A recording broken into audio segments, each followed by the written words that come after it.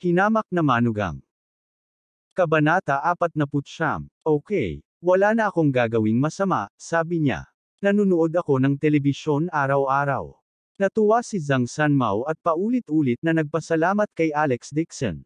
Si Chin Aodong, na nakatayo sa gilid, ay bumalik sa kanyang katinoan. Sobrang pangit ng ekspresyon niya. Ito ay isang ganap at lubos na kahihiyan. Ang mga bodyguard na ginugol ni Chin Aodong ng malaking pera para sa sweldo ay pawang mga senior martial masters ng martial arts dojo sa lungsod.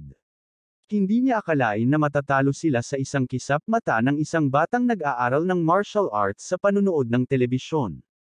Si Chin Aodong ay isang baguhan sa martial arts, kaya hindi niya masabi ang level ni Alex Dixon. Gayunpaman, ang mga bodyguard na nasa ilalim niya ay hindi tanga. Kapag kumilos na ang pamilya Shing, malalaman nila kung totoo ito o hindi.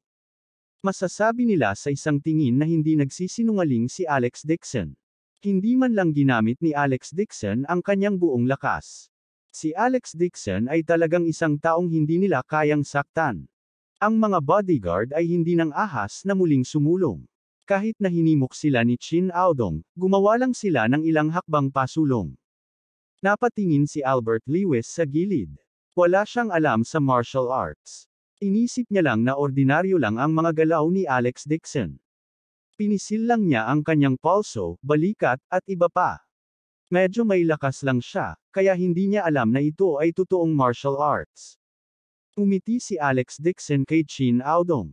Gusto mo bang ang sarili mo na ang lumapit dito, o gusto mo akong na ang lumapit sa'yo? Huwag kang lalapit. Sa sobrang takot ni Chin Aodong ay pinagpawisan siya ng malamig. Hindi niya namamalayan na umatras ng ilang hakbang. Nang makita ang duwag na tingin ni Chin Aodong, ngumuso si Alex Dixon at naglakad palapit sa kanya.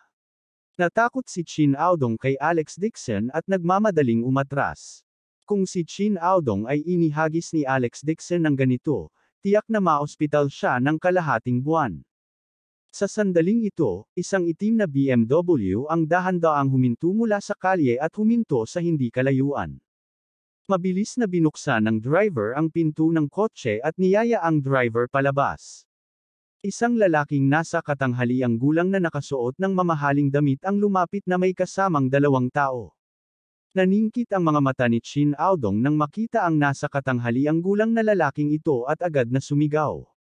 Ikalawang uncle, may nambugbog sakin, halika at tulungan mo ako. Tumingon si Alex Dixon at nakita ang tatlong tao na naglalakad palapit sa kanya. Ang nasa katanghaliang gulang na lalaki ay nakasuot ng itim na suit at may mga kilos ng isang superior na tao. Dalawang tao ang sumusunod sa kanya mula sa magkabilang gilid. Nakasuot ng itim na jacket ang binata sa kaliwa at mukhang mayabang. Sa kanina ay isang malakas na lalaki. Nakaumbok ang mga kalamnan sa braso niya at nakausli ang kanyang mga dibdib. Obvious naman na martial artist siya. Nang marinig ang boses ni Chin Aodong, sumimangot ang binata sa kaliwa. Agad siyang naglakad pasulong at sinigawan si Alex Dixon, nasaktan mo ba ang pinsan ko? Isang malamig na sulyap sa kanya ni Alex Dixon at sinabing karapat-dapat siyang tamaan. Wala ka ring karapatang turuan ng leksyon ang mga taga-Chin family. Galit na galit ang binata sa itim na jacket. Agad siyang lumingon sa matipunong lalaki at sinabing, "Long, pumunta ka at turuan mo siya ng leksyon." Kung manggahas siyang saktan ang mga tao ng Chin family, baliin ang isa sa kanyang kaliwang braso bilang parusa. Oo. Magalang na sinara ng matipunong lalaki ang kanyang mga darili sa kamay. Sa isang mabilis na hakbang, nakarating siya sa harap ni Alex Dixon. Nang hindi man lang siya binati, nagpadala siya ng flying kick papunta sa mukha ni Alex Dixon. Nang itinaas niya ang kanyang paa, dala talaga nito ang bugzo ng malakas na hangin. Napaatras lahat ng mga tao sa paligid. Masasabi nilang magaling makipaglaban ang malakas na lalaki na ito at takot sila na baka masaktan lang ito sa lalaki.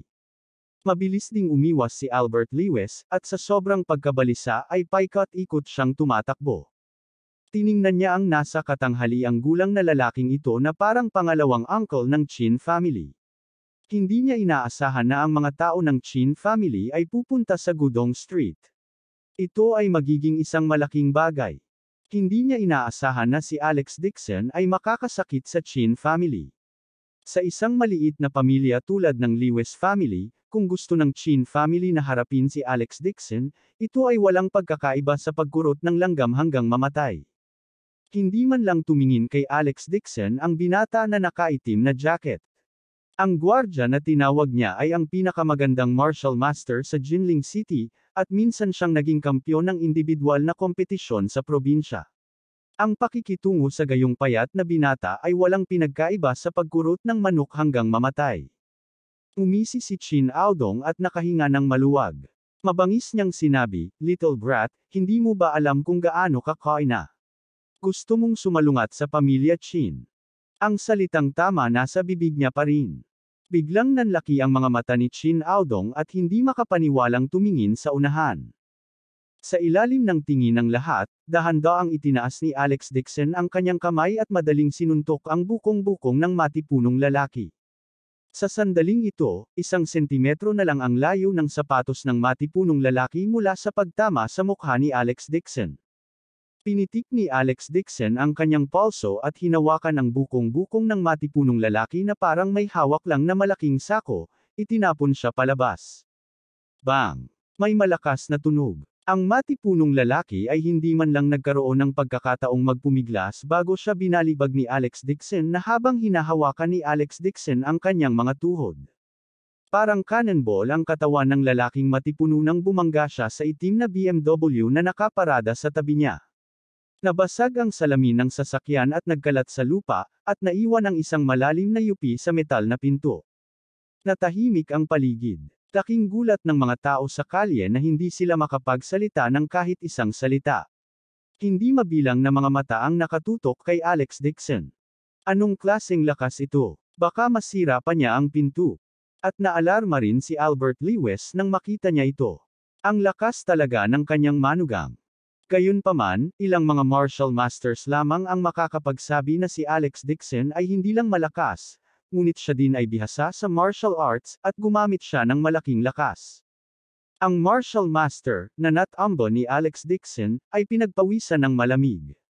Alam niyang nagpakita ng awa sa kanya si Alex Dixon. Kung hindi, dahil sa antas ng kanyang paglilinaw, hindi lamang siya binalibag sa lupa, maaaring mawalan din siya ng buhay. Humarap si Alex Dixon kay Albert Lewis at sinabing, "Tatay, umalis ka muna. May tinawagan sila. Natatakot ako na baka masaktan ka din nila." Natigilan din si Albert Lewis. Mabilis niyang sinabi, "Huwag kang makipag-away sa kanila. Hindi mo kailangan makipag-away. May mga security patrol sa Antique Street. Tatawagan ko ang mga tao ngayon." Tumango si Alex Dixon, at pinagmasdan si Albert Lewis na sumiksik mula sa karamihan, bago dahan-daang ibinalik ang kanyang ulo. Pinaalis ni Alex Dixon si Albert Lewis. Umatake man ang kalaban, hindi na niya kailangan pang itago ang kanyang lakas. Mabilis na bumangon ang martial master at nag-obeisance kay Alex Dixon sa mahinang boses. "Salamat, bayani, sa pagpapakita ng awa." Sinulyapan siya ni Alex Dixon at tumango. Tapos tumangala siya. Nagulat si Chin Aodong ng aksyon ni Alex Dixon. Hindi napigilan ni Chin Aodong na bumalik. Natigilan din ang binata na naka-jacket na itim. Hindi makapaniwalang tumingin siya sa malakas na lalaki.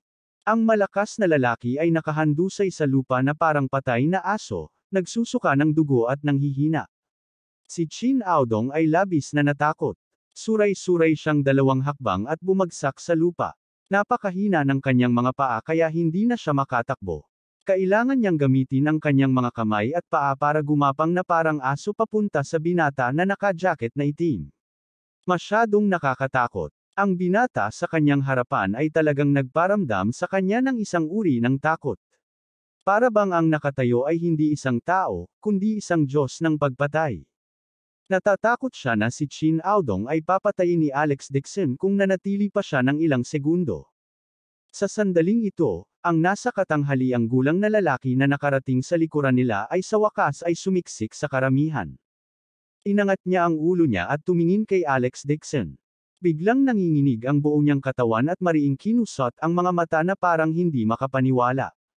Sa pagkakataong iyon, napatingin sa bodyguard ang binata na naka-jacket na itim at nakasimangot. Taas-baba siyang tumingin kay Alex Dixon at sumigaw, "Sino ka? Ang lakas ng loob mong magyabang sa Chin family. Gusto mo na yata mamatay. Tumahimik ka." Sigaw ng medyo may edad na lalaki. Natigilan ang binata na naka-jacket na itim. "Tatay, anong meron?" Mabilis na humakbang ang nasa katanghaliang gulang at pinandilatan ang binata na naka-jacket na itim. Pinagalitan niya, "Tumayo ka sa harapan ko," at saka naglakad sa harap ni Alex Dixon. He cupped his hands respectfully and said, "Na-offend kita ngayon lang. Hindi alam ng anak ko kung gaano ka kalakas. Sana hindi ka magalit sa anak ko. Ang moral na pag-uugali ng aking anak ay hindi maganda. Kasalanan ko kung hindi ko siya nadisiplina ng maayos. Pagka-uwi ko, tiyak na paparusahan ko siya ng matindi at pagmumuni-muni." Abangan ang susunod na kabanata.